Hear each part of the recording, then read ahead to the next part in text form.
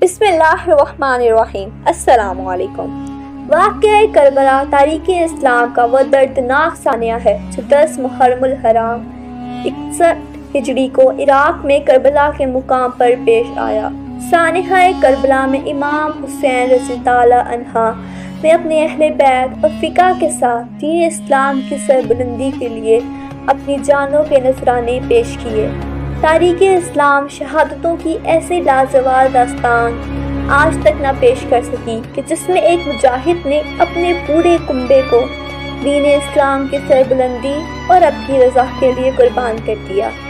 حضرت امام حسین رضی اللہ عنہ حضرت محمد صلی اللہ علیہ وسلم کے نواسے، حضرت فاطمہ الزہرا رضی اللہ عنہ کے لخت جگر، حضور صلی اللہ علیہ وسلم کے نور نظر اور علی مرتضیٰ رضی اللہ عنہ کے فرزند ہیں۔ 5 شعبان سن 6 ہجری میں آپ کی ولادت باسعادت ہوئی۔ حضور صلی اللہ علیہ وسلم کو حسین رضی اللہ عنہ سے بڑی محبت تھی۔ بچپن میں کبھی آپ حضور صلی اللہ علیہ وسلم کے کاندھوں پر سوار ہوتے تو کبھی حالت نماز میں حضور صلی اللہ علیہ وسلم کی پشت مبارک پر سوار ہوتے اور کبھی آپ کے سینہ ادھر کے ساتھ چلتے ہوتے تھے۔ جب پشت مبارک پر ہوتے تو حضور صلی اللہ علیہ وسلم سجدوں کو لمبا فرماتے تھے۔ حضور صلی اللہ علیہ وسلم فرماتے ہیں کہ حسین مجھ سے ہیں اور میں حسین سے ہوں۔ حسن و حسین جنت کے نوجوانوں کے سردار ہیں۔ حسین چراغ ہدایت ہیں۔ امیر معاویہ کی وفات کے وقت امام حسین مدینے میں موجود تھے۔ یزید جب تک نشین ہوا تو اس نے ولی مدینہ ولید بن عتبہ کو حکم دیا کہ حسین رضی اللہ عنہ، عبداللہ بن زبیر اور عبداللہ بن عمر سے ان کی خلافت کے لیے بیعت لی جائے۔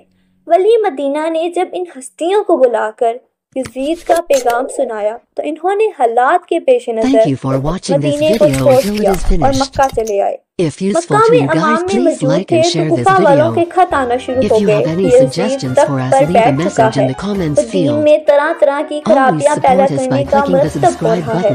اس کے فساد و فجور کو اگر نہ روکا گیا تو دین اسلام کا شیرازہ بکھر سکتا ہے۔ ہم آپ کو اپنی پوری معاونت کا یقین دلاتے ہیں، لہٰذا آپ کوفہ تشریف لے آئیں۔ اسی طرح کے مضامین پر مشتمل تقریباً 900 خطوط امام حسین کو موصول ہوئے۔ امام حسین نے کوفہ جانے کا فیصلہ کر لیا۔ صحابہ کرام میں سے کئی لوگوں نے امام حسین کو کوفہ جانے سے منع کیا۔ انہوں نے کہا کہ اس سے قبل بھی کوفہ والے آپ کے بھائی اور والد گرامی کے ساتھ دھوکہ کر چکے ہیں، ان سے کچھ بھی بعید نہیں۔ آپ طے یہ پایا کہ امام حسین نے مسلم بن عقیل کو، جو کہ ان کے چچا زاد بھائی ہیں، کوفہ بھیجا تاکہ وہ وہاں کے حالات پرکھیں اور لوگوں سے امام حسین کے لیے بیعت لیں اور حالات اور تمام صورتحال سے امام حسین کو آگاہ۔ امام مسلم کوفہ کے لیے روانہ ہوئے۔ کوفہ پہنچ کر مسلم بن عقیل نے مختار کے گھر پناہ لی۔ بیعت شروع ہوئی تو تقریباً 20,000 کوفیوں نے آپ کے ہاتھ پر امام حسین کے لیے بیعت کی۔ مسلم بن عقیل نے امام حسین کو خط لکھا کہ حالات سازگار ہیں، فوراً تشریف لے آئیں۔ امام اپنے 72 اصحاب کو لے کر کوفہ کے جانب روانہ ہوئے۔ امام کوفہ کے لیے روانہ ہوئے تو ادھر کوفہ کے حالات اچانک تبدیل ہو چکے تھے۔ مسلم بن عقیل کی بیعت کی خبر جب یزید تک پہنچی تو اس نے عبداللہ بن زیاد کو کوفے کا ولی مقرر کیا۔ عبداللہ بن زیاد غالب ترین انسان تھا۔ اس نے کوفیوں کو ڈرایا، دھمکایا اور کہا کہ جس نے بھی یزید کی بیعت توڑی تو میں نے کوڑے اور تلواروں سے کام لوں گا۔ کوفیوں نے پنترا بدلا شروع کیا اور بیعت سے پیچھے ہٹ گئے۔ اسی دوران امام مسلم اکیلے رہ گئے اور جاسوسوں کے سبب گرفتار ہوئے۔ عبداللہ بن زیاد نے ان کا سر کاٹ کر دارالامارت سے نیچے پھینک دیا۔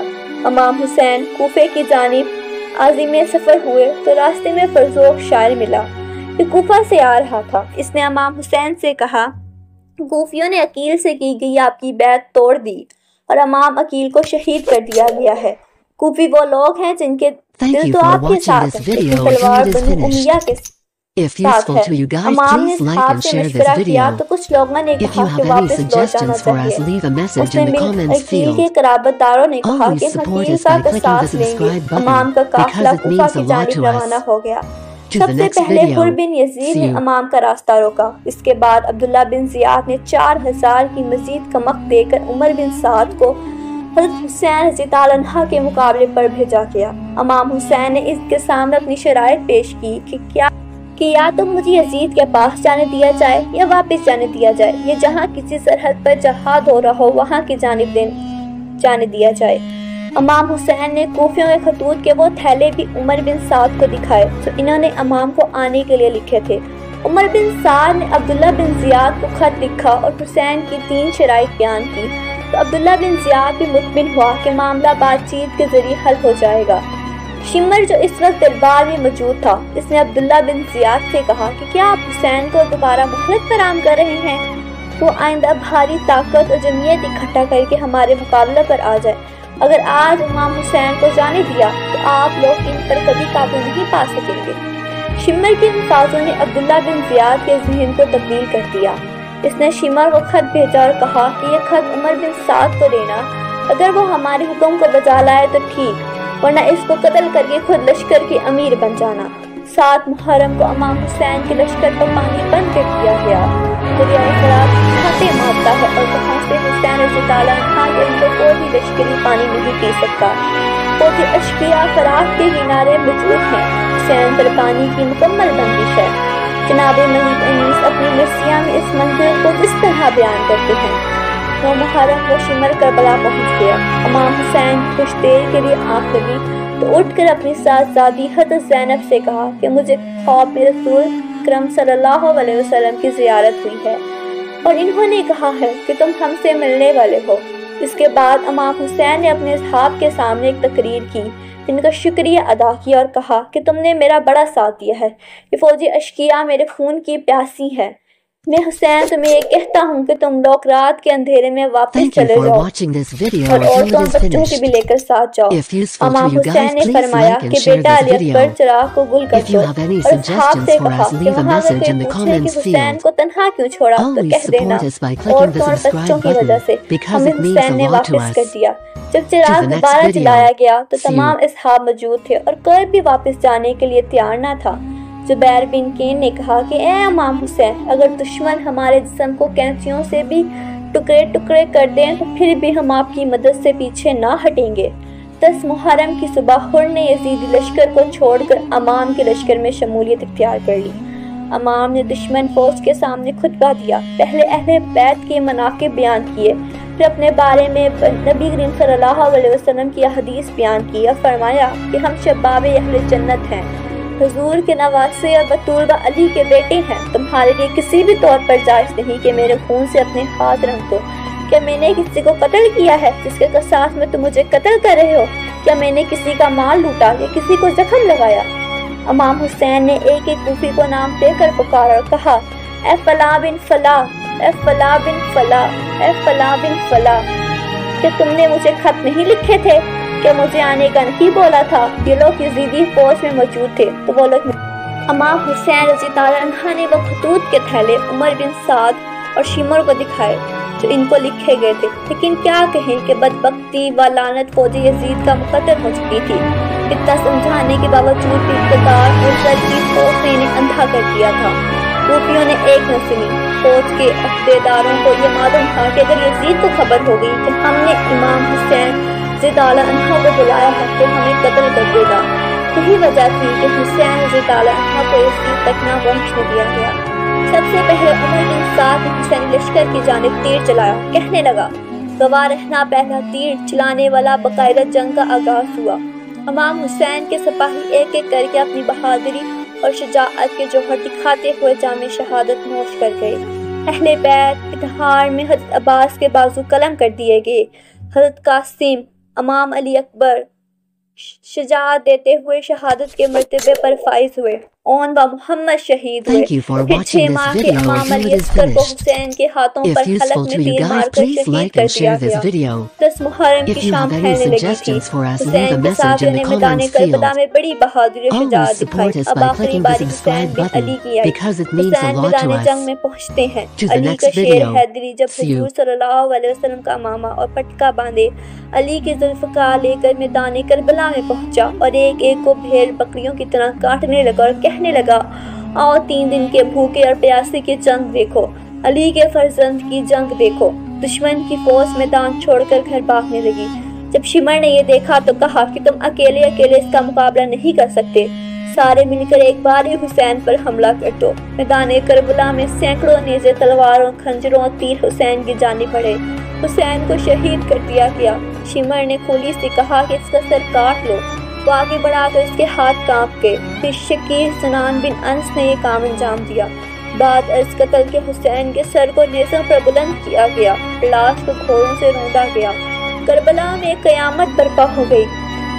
قیام حسینی کو آگ لگا دی گئی۔ حسین کا سر جب یزید کے دربار میں پہنچا تو اس نے سرفراز حسین کے ہونٹوں پر چھڑی ماری اور کہا کہ ہم کامیاب ہوئے۔ زید بن ارقم صحابی رسول جو اس موقع پر دربار میں موجود تھے، انہوں نے کہا او بدبخت، چھڑی ہٹا لے، میں نے نبی کریم صلی اللہ علیہ وسلم کو دیکھا ہے کہ وہ ان ہونٹوں کو چوما کرتے تھے۔ یزید کی بیوی ہندہ بنت عبداللہ نے جب یہ خبر سنی کہ یزید نے امام حسین کو شہید کر دیا ہے، وہ دربار میں جا پہنچی اور یزید کی نام تان کرنے لگی۔ یزید نے پینترا بگڑا اور کہنے لگا خدا غارت کرے اپنے زیاد کو کہ اس نے جلدی میں امام حسین کو قتل کر دیا۔ حسین سے تعلق کا کٹا سر لے کر ان کی بہن زینب مدینہ پہنچی۔ کربلا کے میدان میں حضرت حسین کا سر کاٹ کر دشمنوں کا لشکر اپنے بادشاہ یزید کے محل کی طرف چلا۔ محل میں فوج نے یزید کے سامنے حضرت حسین کا کٹا سر رکھ دیا۔ حسین کا کٹا سر دیکھ کر یزید بہت خوش ہوا اور پھر اس نے اپنے ہاتھ میں ایک چھڑی لے کر حضرت حسین کے سر پر ماری اور کہنے لگا اے لوگو دیکھ لو، جو بھی میری مخالفت کرے گا اس کا یہی انجام ہوگا۔ حضرت حسین رضی اللہ عنہ کے سر کی ایسی بے حرمتی دیکھ کر دربار میں موجود ایک یہودی کہنے لگا اے لوگو، میں حضرت داؤد علیہ السلام کی نسل سے اور 14 پشتوں کے بعد میرا نسب حضرت داؤد علیہ السلام سے ملتا ہے۔ تو اے لوگو، میرے حضرت داؤد کے بیچ میں 14 پشتوں کا فاصلہ ہے، پھر بھی میری قوم کے لوگ میری بہت عزت کرتے ہیں اور ایک تم لوگ ہو کہ اپنے ہی نبی کے نواسے کا سر کاٹ دیا اور آج دربار میں بیٹھ کے اس کے ساتھ ایسی بے حرمتی کرے ہو۔ تم کیسے اپنے نبی کے سچے عاشق ہو؟ حضرت حسین رضی اللہ عنہ کی بہن حضرت زینب اپنے بھتیجے امام زین العابدین کو پکڑ کر روئے جا رہی تھی اور اپنے بھائی حضرت حسین کے کٹے سر کی بے حرمتی دیکھ کر اللہ سے فریاد کر رہی تھی۔ تو تبھی یزید نے زین العابدین سے کہا کہ تم نے دیکھ لیا نا، تیرے باپ نے میری مخالفت کی تو اللہ نے اس کا کیسا انجام کیا۔ اس پر حضرت زین العابدین نے قرآن کی ایک آیت پڑھ کر جواب دیا کہ اے یزید، دنیا میں جو کچھ بھی ہوتا ہے سب میرے اللہ کے حکم سے ہوتا ہے۔ تو یزید نے جواب دیا کہ یہ سب کچھ تم لوگوں کے ہی کرتوتوں کی وجہ سے ہوا ہے۔ اور پھر یزید نے حضرت زینب کے ہاتھ میں ان کے بھائی حضرت حسین کا سر رکھتے ہوئے کہا کہ اب تم لوگ عزت کے ساتھ اپنے گھر مدینے جا سکتے ہو۔ اور پھر حضرت زینب روتی ہوئی اپنے گھر والوں کے ساتھ مدینے کی طرف چل پڑی۔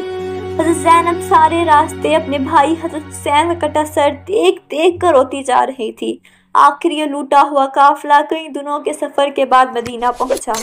جب لوگوں کو خبر ہوئی کہ دشمنوں نے حضرت حسین کا سر کاٹ دیا ہے تو لوگوں میں احترام مچ گیا اور ہر گھر سے رونے کی آوازیں آنے لگیں۔ سارے مدینے کے لوگ سمٹ کر حضرت زینب کے پاس پہنچے۔ حضرت زینب بہت خاموش تھی، کسی سے بات نہیں کر رہی تھی۔ حضرت حسین کا کٹا سر ان کے ہاتھوں میں تھا اور آنکھوں سے آنسو جاری تھے۔ اچانک حضرت زینب اپنے بھائی حسین کا کٹا سر لے کر اپنے نانا حضرت محمد صلی اللہ علیہ وسلم کی قبر کی طرف چڑھ پڑی۔ جب حضرت زینب حضور صلی اللہ علیہ وسلم کی قبر پر پہنچی تو آنکھوں سے بے اختیار آنسو بہنے لگے اور پھر انہوں نے حضرت محمد صلی اللہ علیہ وسلم کی قبر کے پاس حضرت حسین کا کٹا سر رکھتے ہوئے ایسے الفاظ کہے کہ جنہیں سن کر سارے مدینے والے رونے لگے۔ حضرت زینب نے حضور صلی اللہ علیہ وسلم کی قبر کے سامنے کھڑے ہو کر کہا اے میرے نانا جان، کاش کہ آپ زندہ ہوتے، دیکھ لیتے کہ دشمنوں نے آپ کے پیارے حسین کا کیا حال کیا ہے، اسے قتل کر دیا ہے اور اس کے جسم پر گھوڑے دوڑا دیے، اور جب اس سے بھی دل نہ بھرا تو دشمنوں نے آپ کے پیارے حسین کا سر بھی کاٹ دیا۔ حضرت زینب کے نانا حضور صلی اللہ علیہ وسلم کی قبر کے سامنے کھڑی فریاد کر رہی تھی اور آنکھوں سے مسلسل آنسو جاری تھے۔ مدینے والے بھی سب پیچھے کھڑے حضرت زینب کی دکھ بھری فریاد سن کر رو رہے تھے۔ آخر شام ہوتے ہوتے حضرت حسین کا کٹا سر ان کی امی حضرت فاطمہ رضی اللہ عنہا کی قبر کے بغل میں دفن کر دیا گیا۔ جن لوگوں نے حضرت حسین کو بے دردی کے ساتھ قتل کیا تھا تو اللہ نے ان سبھی لوگوں کو اس دنیا میں سزا دی۔ کربلا کے میدان میں دشمنوں نے سے ایک آدمی جس کا نام ابن جویریہ کا اس نے حضرت حسین رضی اللہ عنہ کو پکار کر یہ گالیاں دی اور برا بھلا کہا تو حضرت حسین نے اس کے لیے بدعا کی اور کہا کہ ابن جویریہ اللہ تیرے جسم کے ٹکڑے ٹکڑے کر دے، اور پھر اسی وقت ابن جویریہ کا گھوڑا پاگل ہو کر ادھر ادھر بھٹکنے لگا۔ گھوڑے کی بھٹکنے کی وجہ سے ابن جویریہ کا پیر پھسلا اور وہ گھوڑے کے نیچے گر پڑا، لیکن اس کی ایک ٹانگ گھوڑے میں بندھی زین میں پھنس گئی۔ پھر وہ پاگل گھوڑا اسے گھسیٹتے ہوئے پتھروں کے اوپر دوڑنے لگا۔ وہ گھوڑا ابن جویریہ کو گھسیٹتا ہوا اتنی تیزی سے دوڑ رہا تھا کہ پتھروں کی چوٹ سے ابن جویریہ کا جسم کٹ کٹ کر گرنے لگا، اور آخر اس کا سارا جسم کٹ کر ختم ہو گیا، صرف اس کی وہ ٹانگ بچی کہ جو اس گھوڑے کی زین میں پھنس گئی تھی۔ جس وقت کربلا کے میدان میں حضرت حسین رضی اللہ عنہ 3 دنوں کے پیاسے دریا کے کنارے بیٹھ کر پانی پینے جا رہے۔ If you have any suggestions for us, leave a message in the comments field.